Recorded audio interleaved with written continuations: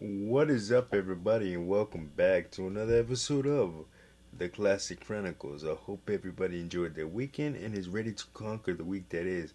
Oh man, we got a big week of wrestling talk coming up on the channel starting today with Ring of Honor, Supercard of Honor. It took place this past weekend in Los Angeles as the rest of the wrestling world descended upon the City of Angels for WrestleMania week, and we will get to most of the big events that happened this past weekend. And like I said, we're gonna start with Supercard of Honor. So Ring of Honor presented that this past Friday night, and let's talk about it. Here's what went down.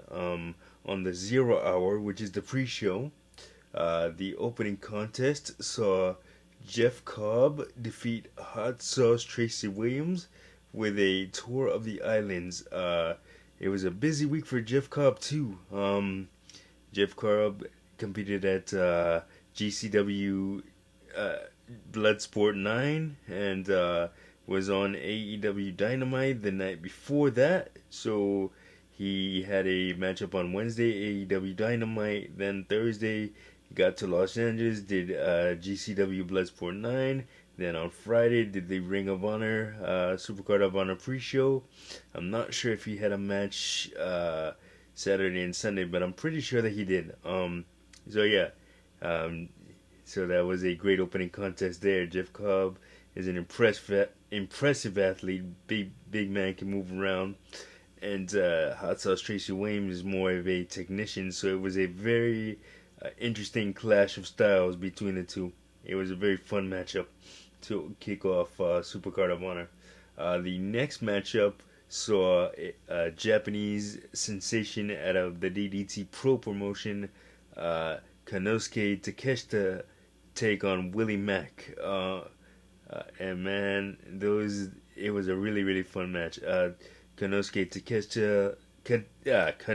Takeshita defeated Willie Mack with a Blue Thunder Bomb, followed by a running knee strike.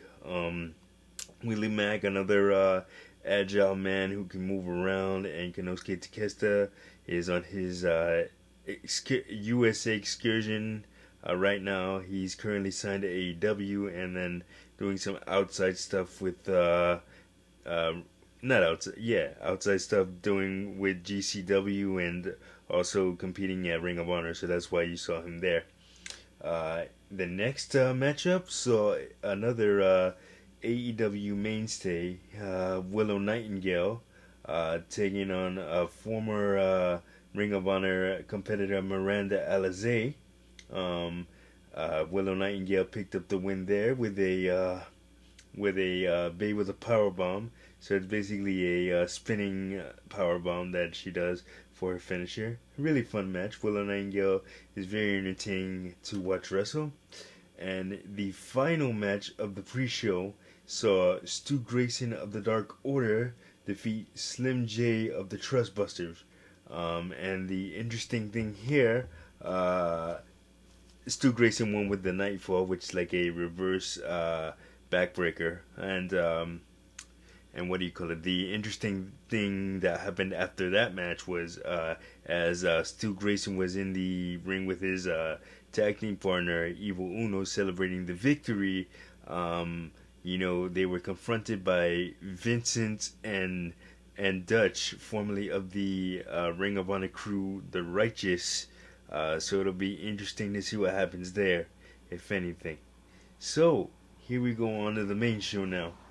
So first up on the main show on the Supercard of Honor itself, you had a AAA Championship match which pitted Commander against the AAA Mega Champion, which is the equivalent of the World Heavyweight Championship in AAA against so Commander went up against El Hijo de Vikingo, son of Viking, and what an opener, man!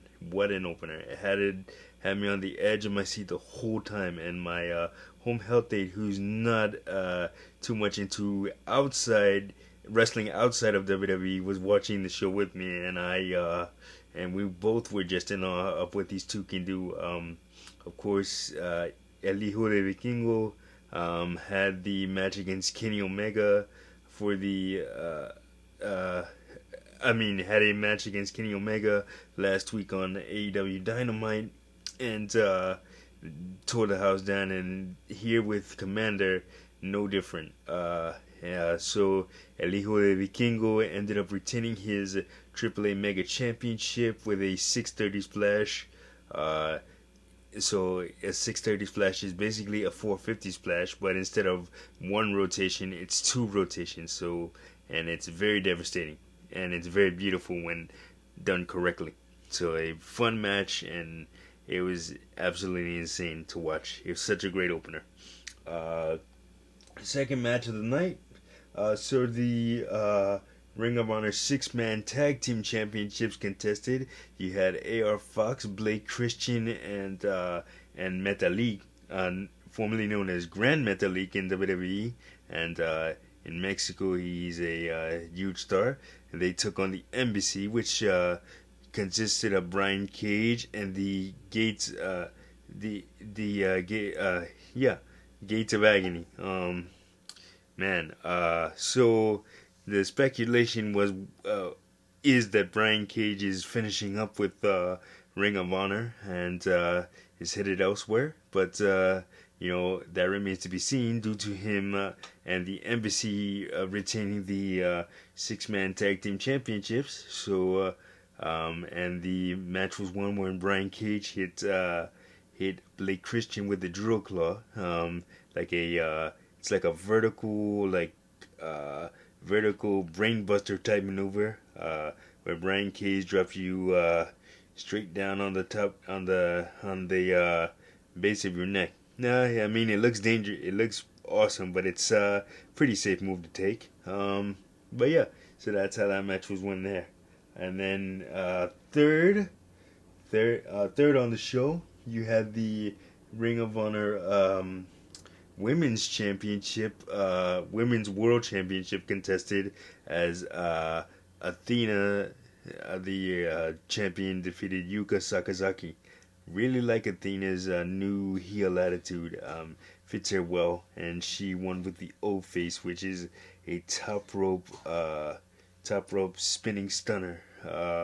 It looks beautiful. So yeah, that was a great match between those two ladies. Next up, you had the Ring of Honor World TV title contested as Samoa Joe defeated Mark Briscoe. So Mark Briscoe previously held the Ring of Honor television title in his career, but ever since the tragic death of his brother Jay Briscoe, he wants to transition more into the singles world rather than find another tag team partner to team up with. And we'll get to the status of the Ring of Honor tag team titles in just a second. But unfortunately, Mark Briscoe did not get the job done against Samoa Joe. Samoa Joe choked Mark Briscoe out with a coquina clutch and retained his World TV title. But hell of an effort by Mark Briscoe, and I can't wait to see what he does in the future. Hell of an effort by both men, I should say. So next up, we had a bit of a treat. Daniel Garcia took on Hiroshi Tanahashi, the ace of New Japan Pro Wrestling, and Daniel Garcia of the Jericho Appreciation Society came up a little bit short. He lost to Hiroshi Tanahashi when Hiroshi Tanahashi hit his patented flying elbow, flying splash, excuse me, known as the high fly flow. Oh my god. So yeah, it was, like I said, it was a hell of a match between those two competitors, man. Daniel Garcia is a hell of a wrestler and got a great future ahead of him in the business, and Hiroshi Tanahashi, of course, is a legend in New Japan. So yeah, definitely great match between those two. What do you call it? Next up was the Reach for the Sky ladder match for the Ring of Honor World Tag Team Championship. Now, as I just alluded to, the Briscoes, the former Ring of Honor Tag Team Champions, had to, of course, unfortunately relinquish the belts due to Jay Briscoe's passing, tragic passing, uh, in January, and so now there was a ladder match to determine a 5-way ladder match to determine new champions. So the teams were uh, the Lucha Brothers, the Kingdom, Top Flight, Los Faction Ingobernable, which is an offshoot of Los Ingobernables de Japón, and Aussie Open. The Lucha Brothers actually won the Ring of Honor World Tag Team Championships, but there was a little bit of devastating news coming out of that match. Top Flight's Dante Martin broke his ankle during taking a Canadian destroyer from the top of through a table, courtesy of the Lucha Brothers, man. And very heartbreaking for Top Flight. He and his brother Darius Martin can't seem to catch a break. Darius Martin has been injured a lot. What do you call it? He had a knee injury, then recovered for about maybe 4 weeks, and then 4 weeks later suffered a devastating injury during a car accident. He Darius Martin recovered, but and now Dante Martin is injured, man. So huge shout out to Top Flight. He was in good spirits. He sent out a tweet over the weekend thanking everybody who took care of him and the Ring of Honor medical staff that reacted quickly to make sure that he was okay. So speedy recovery to Dante Martin, and I hope to see those guys back in the ring soon doing what they do, because they're an incredible tag team. And congratulations to the Lucha Brothers on becoming the new Ring of Honor World Tag Team Champions. Next, another treat on the card. The Ring of Honor Pure Championship was defended when Wheeler Yuta of the Blackpool Combat Club took on Japanese legend Katsuyori Shibata. Now, the Ring of Honor Pure Championship, the rules are, pinfall or submission. Each competitor gets 3 rope breaks, and then if the 3 rope breaks are exhausted, then all submissions are legal, even if the opponent is in the ropes. So you can win by pinfall or submission.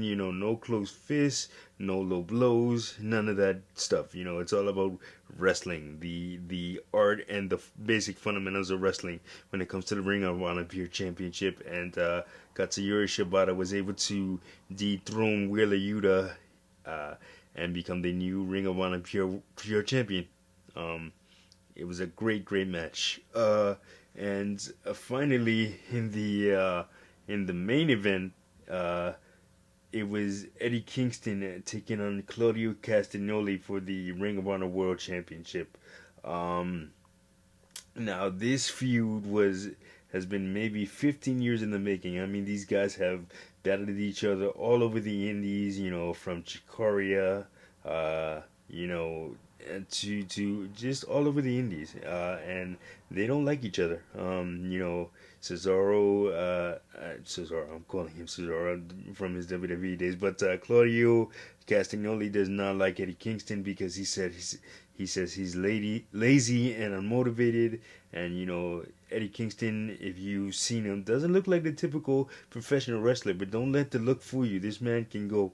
And so can Claudio Castagnoli, and boy did these two go. It was a hell of a match, and Claudio Castagnoli ended up getting the win to retain his Ring of Honor World Championship in a hell of a matchup.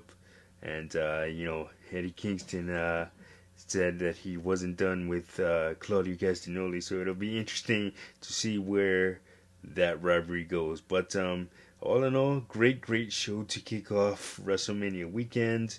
And yeah, that's gonna do it for this episode of the Classic Chronicles. Like, subscribe, share, so you don't and don't forget to hit that notification button so you don't miss a video. And I will see you guys in the next one. Peace.